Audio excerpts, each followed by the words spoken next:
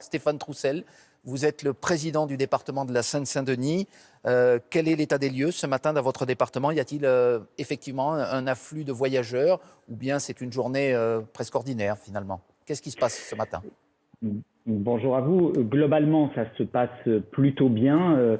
Il n'y a pas de ruée ni sur les routes ni dans les transports, même si malheureusement, j'ai presque envie de dire, comme à l'habitude, dans un certain nombre sur un certain nombre de lignes, je pense à la ligne 13 ou même les rames du tramway T1, il y avait beaucoup d'affluence très tôt ce matin. Je crois que ça va mieux. Il y a eu quelques dysfonctionnements, quelques difficultés, notamment sur la ligne 13, mais il semblerait que les choses progressent ce matin correctement. Est-ce qu'à votre connaissance, les gestes barrières ont pu être respectés dans la plupart des cas? On nous signale qu'il y a effectivement une difficulté, notamment à respecter les distances dans les transports. Et dans ces rames qui ont été bondées ce matin à cause d'une panne, semble-t-il, en tout début de fonctionnement, c'était difficile, mais ça s'améliore encore une fois. Et il faut généraliser le port du masque. Ce n'était pas encore forcément le cas à l'ouverture. Le port du masque est obligatoire dans les transports publics. Est-ce qu'à votre connaissance, tous les habitants, justement, c'est ce que vous nous dites, ont pu s'en procurer? Ou alors il y a eu des difficultés? Il faut qu'ils s'en procurent. Tous ne l'avaient pas encore. Il y a eu des distributions ce matin devant certaines gares, mais c'est aussi l'objet des distributions qui sont en cours dans un certain nombre de villes dès ce matin et dans les jours qui viennent, parce que il va y avoir un usage progressif beaucoup plus important dans les jours qui viennent. Donc oui, c'est absolument indispensable de le généraliser. Il y a des distributions et il y a des achats à 95 centimes. C'est le prix fixé par l'État, autour de 5 € le masque réutilisable. Est-ce que c'est un budget supportable pour les familles selon vous? Non, il n'est pas supportable. Et d'ailleurs, j'avais alerté la ministre qui gère cette question pour lui dire qu'il fallait absolument encadrer. Elle a mis 1 mois et demi pour encadrer les prix des masques chirurgicaux. Ils l'ont été au bout d'1 mois et demi, mais ils l'ont été 10 fois le prix qui était pratiqué avant la crise. Et donc, je ne voudrais pas que le gouvernement mette à nouveau 1 mois et demi pour encadrer les prix des masques en tissu lavable et réutilisable.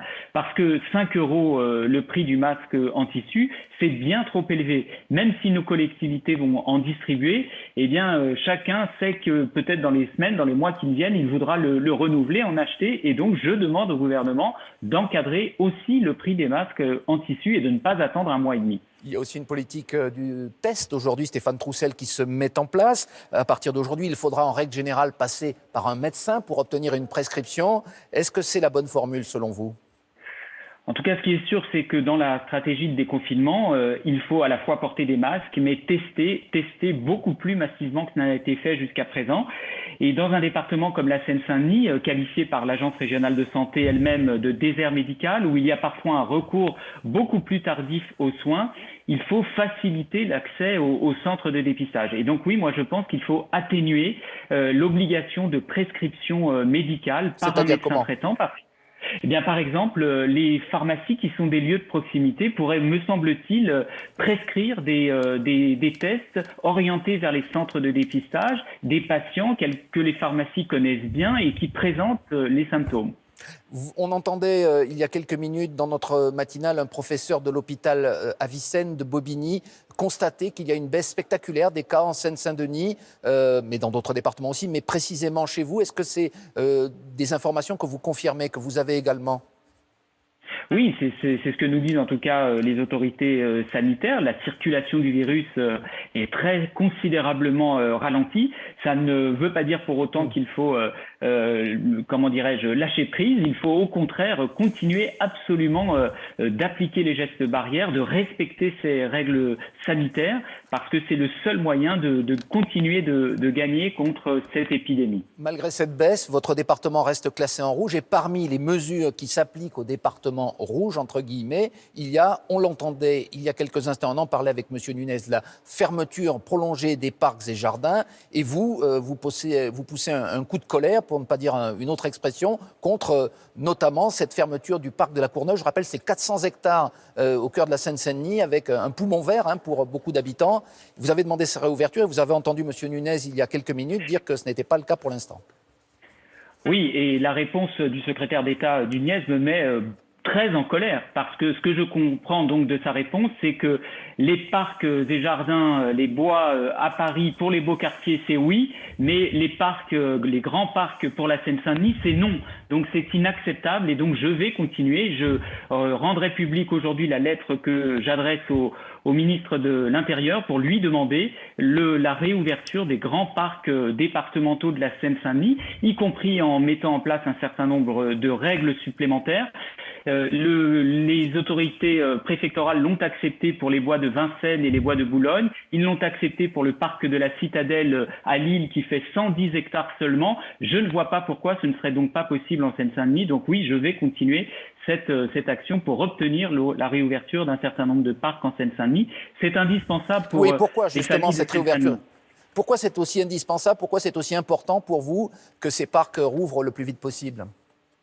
Mais ça l'est pour tous les habitants, ça l'est pour les habitants de Paris qui ont été confinés, ça l'est pour les familles de Seine-Saint-Denis qui ont été confinées parfois dans des appartements petits, avec des familles nombreuses, avec de jeunes enfants, et pouvoir s'aérer, pouvoir aller faire du vélo, du jogging, de la trottinette, marcher tout simplement, circuler dans les parcs départementaux, eh bien dans cette période, c'est absolument indispensable. Ce manque d'espace vert, ce manque de nature, ça peut expliquer les tensions que l'on a connues en Seine-Saint-Denis et ailleurs pendant ces semaines, ces mois même de confinement? Oui, mais je crois que globalement, et ça a été dit par tous les observateurs, par le préfet de la Seine-Saint-Denis, par le président de la République, les habitants de la Seine-Saint-Denis ont fait beaucoup d'efforts, ont respecté globalement ce confinement, et c'est plus méritant de respecter ce confinement quand on habite un petit appartement, quand on habite de grandes cités, quand on est une famille nombreuse avec de jeunes enfants, et donc au moment où nous déconfinons progressivement et tout en respectant les règles, en mettant en place des règles supplémentaires, eh bien je crois que c'est indispensable, oui, d'offrir ces espaces de respiration supplémentaires. Pour cause de couleur rouge de votre département, un autre secteur, celui des collèges, était également concerné, c'est-à-dire que leur réouverture est là aussi reportée. Et là non plus, vous n'êtes pas d'accord parce que vous demandez la réouverture plus rapide des collèges dans votre département. En tout cas, il ne s'agit pas d'ouvrir 130 collèges avec 600 enfants par collège, mais il y a aujourd'hui des enfants qui sont accueillis dans les établissements scolaires, y compris pendant la période de confinement, dans les écoles, dans les collèges, et je propose, oui, que nous regardions comment progressivement, nous puissions élargir à des enfants en difficulté, à des enfants qui ont décroché, à des enfants aussi dont les parents ne peuvent pas télétravailler. Je pense à la maman caissière qui élève seule ses enfants. Et je pense, oui, qu'il ne serait pas raisonnable que de mars à septembre, il n'y ait aucun contact avec le collège. Donc, je propose que, sous réserve que les conditions sanitaires très strictes soient appliquées, eh bien, nous puissions anticiper et préparer avec l'éducation nationale des retours de tout petits groupes d'élèves dans quelques collèges supplémentaires pour permettre ce contact avec l'école. Stéphane Troussel, quelle est la situation sociale aujourd'hui dans votre département? Beaucoup de salariés ont pu bénéficier en France du chômage partiel. Dans votre département, beaucoup ont basculé aussi vers le RSA. Les chiffres sont assez importants pendant cette période. Quels sont-ils en fait? Oui, effectivement, la crise sociale prend de l'ampleur avec à la fois un département très jeune, avec un département très populaire. Il y a de nombreuses populations qui n'ont pas accès au dispositif du chômage partiel. Les jeunes ne sont pas couverts par le RSA et quand ils perdent leur petit boulot, eh bien, ils sont souvent sans aucune ressource. Et donc, je constate d'ores et déjà, oui, une explosion, une augmentation très forte des demandes de RSA. C'est plus de 10% déjà. Et donc, ça repose à nouveau la question du financement national par l'État du RSA, parce que ça ne pourra pas reposer sur les seules collectivités locales qui auront déjà des recettes qui s'effondrent.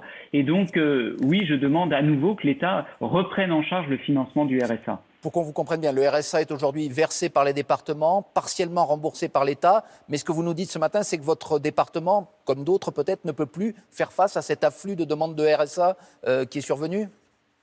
Oui, l'État n'a pas cessé de se désengager du financement du RSA alors que c'est une allocation de solidarité nationale. Mais quand il y a une crise de cette nature et que les dépenses de RSA augmentent très fortement, eh bien oui, je demande à nouveau à l'État qu'il prenne en charge le financement, un financement national du RSA.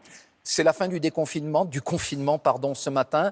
Quel bilan vous en tirez dans votre département? Est-ce que finalement il y a cette crise sociale? Est-ce qu'on a assisté à autant de tensions, autant de violences que certains le prédisaient?